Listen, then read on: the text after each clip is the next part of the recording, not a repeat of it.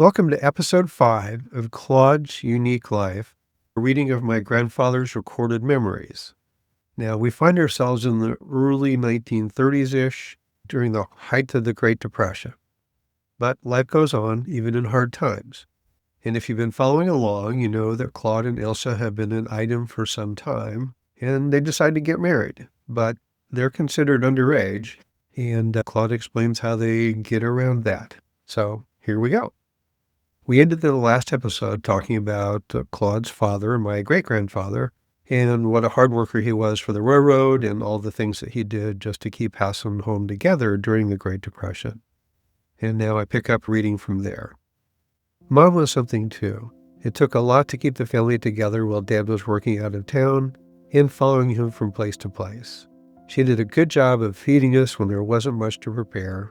I don't remember ever being hungry, although we did have some very plain meals. Seeing to it that all the children were properly dressed and in Sunday school on a regular schedule, I can't imagine the work involved years ago in washing clothes on a scrub board and hanging them out on lights, and then all the ironing. And still, she was always plump. Our church was quite missionary-minded. We had a lady missionary, Dr. Everham, who worked in China and had been a member of our church. We frequently had missionary speakers. Ilse and I felt the Lord calling us as missionaries. In the third year of high school, we enrolled in Moody Bible Institute's evening courses. We were too young to be regular students, but we attended anyway. I often packed sandwiches, drove downtown to pick up Ilse at the factory in which she worked, and then we would drive to Lincoln Park and eat our sandwiches and then go on to MBI, Moody Bible Institute. I would have liked to have been a missionary pilot, but my eyes kept me from flying. Obviously, we never made it to the mission field, but the Lord used us as Sunday school teachers, superintendents, choir members, trustees, deacons, elders, parents, and even grandparents and great-grandparents. When we went to the missions in churches with Sam Post, he hauled us in his Ford Coupe, which was a one-seater. Ilse and her sister Dorothy would sit inside with Sam, and Paul and I would sit on the trunk at the rear, hanging on for dear life. Crazy Sam later married and went on to Borneo as a missionary. He's now living in California, still preaching once in a while for the Lord. My eyesight has always been poor. When I started high school, my folks bought glasses for me, rimless, which was a mistake. They were frequently broken. I was on rifle squad with ROTC, and when we had a contest, if my glasses were broken, I would borrow Ilse's. They were quite close to my prescription. For one Halloween party, I borrowed a uniform from one of my ROTC officer friends. We went as ROTC officers. The cutest officer I ever saw. Our families had a lot of picnics, too. One Labor Day, we all went to a beach in the Indian Dunes. Ilse and 3 or 4 girlfriends were way out in the lake, which was Lake Michigan, jumping up and down and yelling. Finally, Dad called to us fellows saying, "If you boys don't get those girls, I will. They're drowning." Well, we immediately raced out to pull them back to the beach, and they were actually out over their heads and jumping up and down to get air. And each jump moved them further out. Happily, we brought them safely back. Lee and Dorothy took Ilse and I in his little Chevy coupe with a rumble seat from time to time. There were forest preserves, parks, and beaches where we had many family picnics with friends on Sunday afternoons and holidays.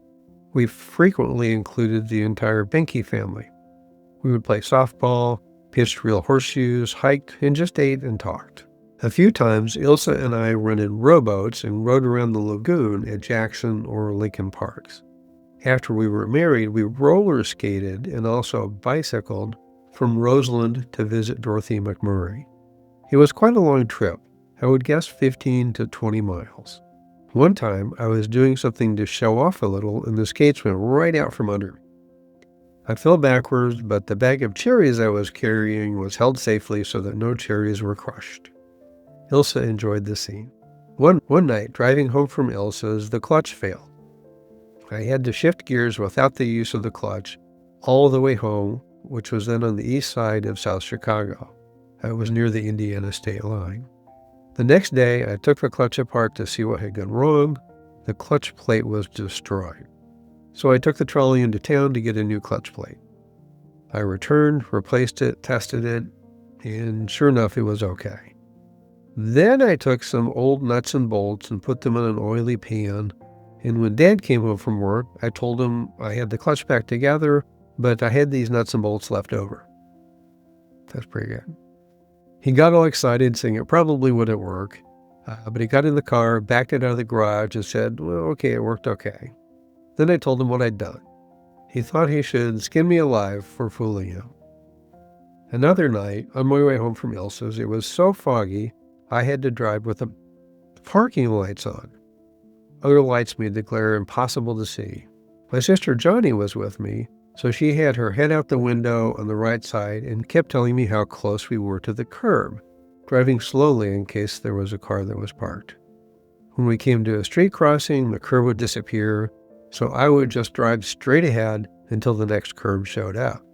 We drove that way for a couple of miles. Fortunately, I was very familiar with the route, so knew about when the turns were to be expected. The trip from my home to Ilse's home and church and back was made in all kinds of weather. When the snow was so deep it rubbed the axles and under parts of the car, we would drive in the trolley line tracks. We didn't have snow tires then. We used chains when the snow was big.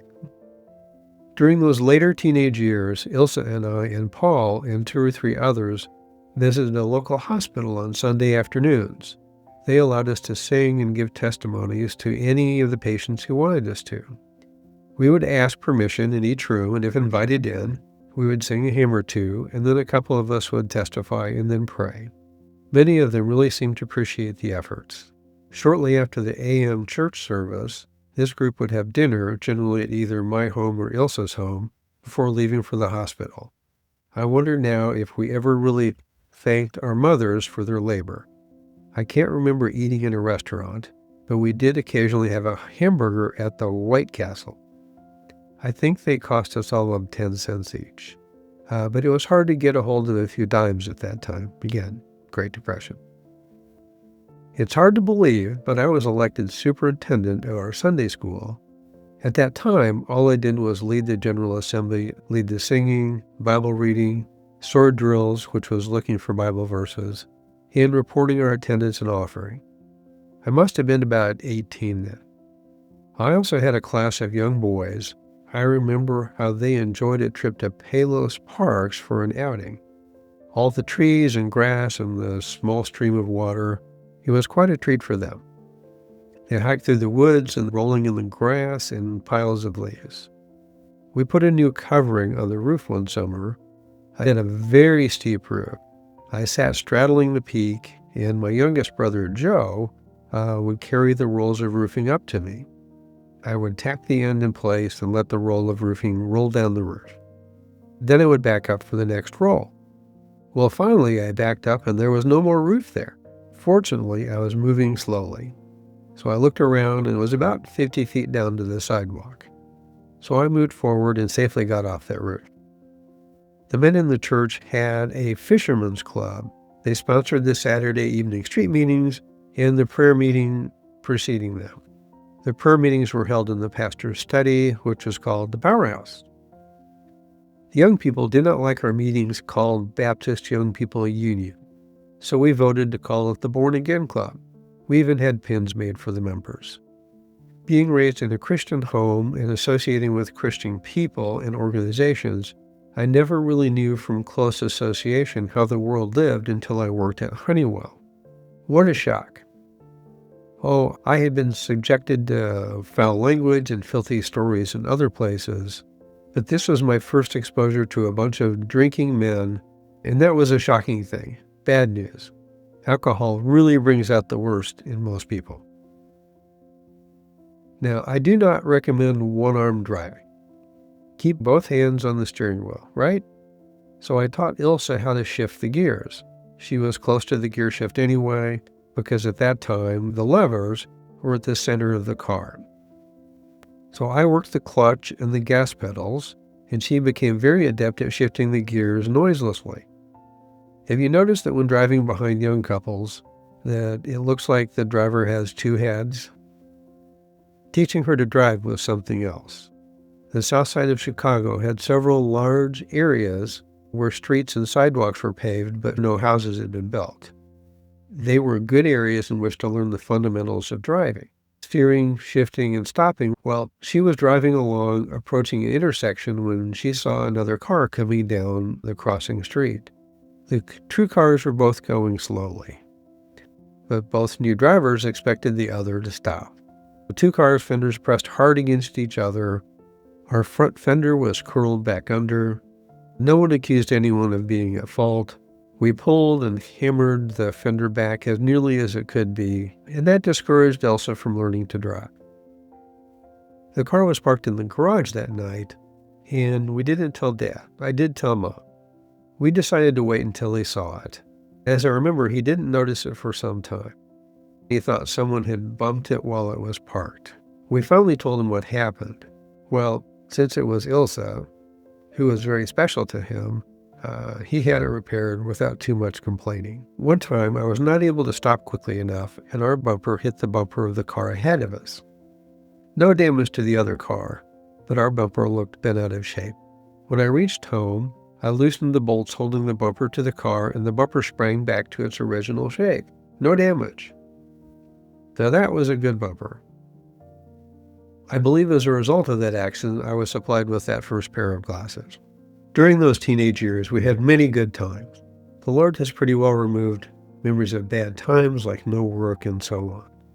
But there are many great memories. Dad cutting our hair due to lack of funds, helping Wendell Lane rebuild the motor on his Pierce Arrow, grinding the valves, adjusting tappets, and replacing brake shoes on Dad's Pontiac, washing and waxing it too, are some of those memories.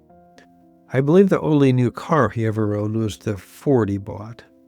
The 31 Pontiac four-door Landau he had was a beauty. It had a dark green body, light tan fenders, and orange wire wheels. We were never allowed to, but the rear quarter of the top could be lowered like a convertible. I think we arranged about 29 or 30 miles to a gallon in town. That's really great, even by today's standards. It had a 6-cylinder inline motor, and it was easy to work on. Working in the steel mill was interesting. Once we set up our lathe, we just watched to see that the cut was being made properly and to the correct depth. I only made the rough cuts. A journeyman roll turner would make the finishing surface cuts. We faced the rolling mill, a very active, exciting, and dangerous place. Large billets of white hot steel were put through a succession of rollers, which reduced their diameter and made them longer. The longer they got, the faster they moved, then down to an inch or so in diameter. They were really traveling, and were caught by a man who spun around and inserted them in the next bank of rollers.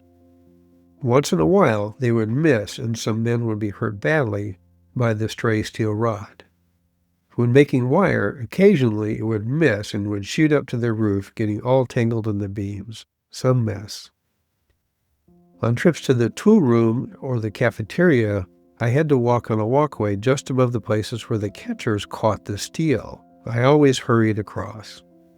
I also crossed the bloomer mill operation, where the original large ingots, approximately 6 feet by 18 inches by 18 inches, were descaled and shaped down to sizes to be used in the roll shop. A loud, sparky flying activity. I also had to watch out for the overhead crane, which was busily moving various loads of steel from one place to another. Another very noisy operation was when they made railroad spikes. A long rod, the size of the spike, went in one end of the machine, and a fully shaped spike dropped out in a container at the other end. As well as I can remember, they used cold steel, not preheated. One time I was stamping numbers on the end of a roll when a piece of the metal die I was hammering on flew up, hit my safety goggles, and embedded in my nose. Without the safety goggles, it would have gone right in my eye. The Lord is good. The company nurse removed the steel sliver and put a Band-Aid on my nose. To get to the mill from off the end of the regular trolley line, we rode in an open trolley. Men were hanging all over it because it was such a large crowd, and only one trolley was on that short line. Now, you had to be a union member to work there. I attended one union meeting. A female organizer gave a speech using such awful language that I never attended another meeting. Now, a new law setting a minimum wage rate of 35 cents per hour gave me a raise. How about that? Now, as a sidebar, I've been trying to figure out exactly what law that was. Because in 1933, there was the National Industrial Recovery Act, which was passed in FDR's first 100 days, which was the predecessor of the Fair Labor Standards Act because the Industrial Recovery Act was partially deemed unconstitutional. Most likely it was the 1933 Act at the beginning of FDR's very long administration. Anyway, back to the story. So after a couple of years of fairly steady employment at the Republic Steel, Ilse and I felt we had waited long enough to get married. So, and there's a lot of O's in the word, by the way. Dad went downtown to the Chicago City Hall with us to get a wedding license. We wouldn't be 21 until the following spring. The clerk had no question about my age, but thought Ilse was only 18. Ilse was really 20 and a half and cute. He finally believed Dad, so we paid the $1.50 or so and left with a license. Dad had gone with us to give his consent for me marrying at 20 and a half. November 25th, 1933, finally arrived. It seemed like I waited forever for Ilse to come down the aisle. Wow, a double ring ceremony with Reverend Long and Sam Post officiating. Finally, she was all mine to love and cherish through sickness and health until death do us part. And so it was. With rice in our hair, confetti all over us, and then off to the photographers. Dorothy and Lee McMurray had married about a year earlier, and they let us use their apartment for the weekend, and Dad let us use his car. The next few weeks we lived with my folks until we could get an apartment. After about a month, we rented an apartment in Roseland on the south side of Chicago. It was 332 or 333 East 103rd Street. Living room, dining room, bath, and large closet for a rollaway bed. I think we paid $18 a month. Now remember that number because it's going to come up again. Ilse was working and I was working, so we decided to take our put-off honeymoon. Dad let us use his Pontiac, so we took off to Shawnee, Oklahoma. We visited Uncle Walter and Aunt Gertrude, and Uncle Jim and Aunt Eva, Aunt Lily, Uncle John and his family. Then we went to Fort Worth, Texas. Southern Oklahoma and Texas had very poor roads. It was raining and the roads were dirt. Near Sulphur Springs, we had one curve where I really had to watch it. The curve was banked, so if I went too fast, I would slide off the top. And if I went too slow, I'd slide off the bottom. But we made it. The Lord watches over his children. We visited with Uncle Bill Witt and his family, and he had bought oil for his car in a 55-gallon drum. And he insisted that I change the oil in Dad's car. We then headed back to Shawnee and on to Chicago. That was the least expensive trip we have ever taken. We had no trouble with the car on the entire trip. But would you believe the first morning after the trip, when Dad started off to go to work, there was a flat tire. When I returned to work after the trip, I was laid off and I only worked at the mill 1 or 2 days a week. I tried several other steel mills, but no one was hiring. We could get along on Ilse's wages, plus some occasional work that I could get. After several months, I went to the Walgreens Drug Company on West 47th Street, where my sister Johnny Lane was working. When I asked for a job, they asked when I could start. I said, anytime. He said, right now? So I started working the night shift in the shipping department right then. I had to borrow car fare home from Johnny, and this job lasted almost 5 years. I loaded packed cartons of merchandise onto skids for stores all over the U.S., weighing each one, listing its content and weight. I hauled and loaded skids to the shipping dock to be loaded on their trucks. Sometimes I would help the packers replace damaged items. I collected the carts of merchandise which had been picked for each store. Then I returned the empty ones to the second floor. My wages were $18 a week. Remember I mentioned that was their monthly rent, so that's pretty good when they're both working and 1 week of his wages paid for their rent, so they're doing okay. We had a very nice boss. He was from Upper Michigan. His folks had a hunting cabin back in the woods, which he loaned to us for one summer vacation. It was about 3/4 above ground, so it was very low. We stepped down into it. Now, his folks said there was nothing to be afraid of, but we would find a shotgun fastened underneath the table. It was a wild place, a one-room log cabin. The mice ran around the top of the log walls. The squirrels ran up and down the roof.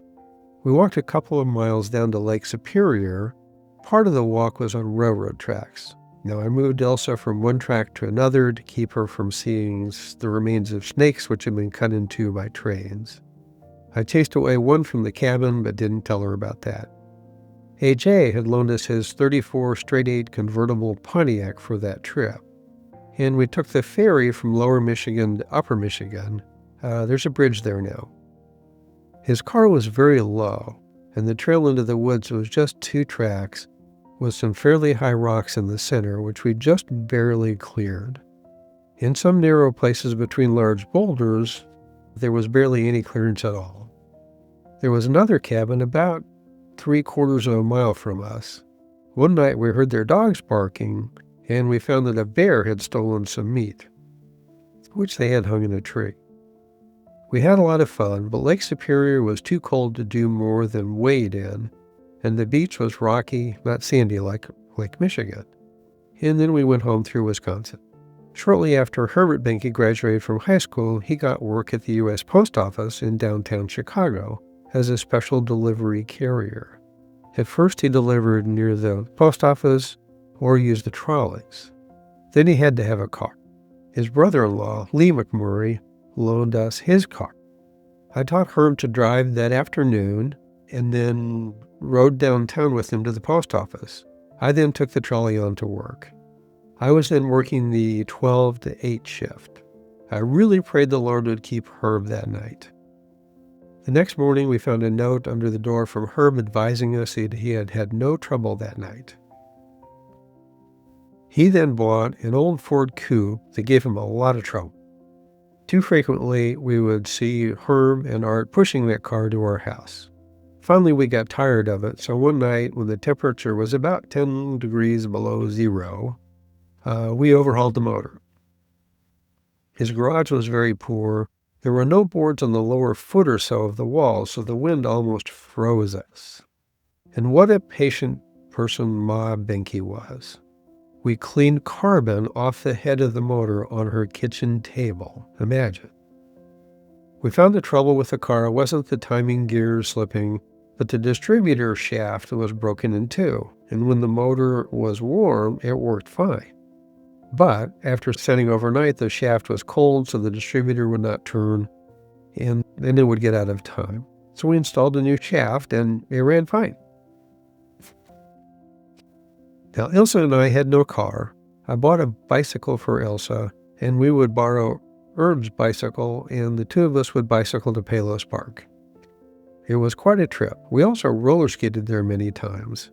We bought Ilse a pair of riding breeches and boots because we liked to go on horseback riding occasionally, which is something we did on one of our early anniversaries. There are a few pictures of her in her riding outfit.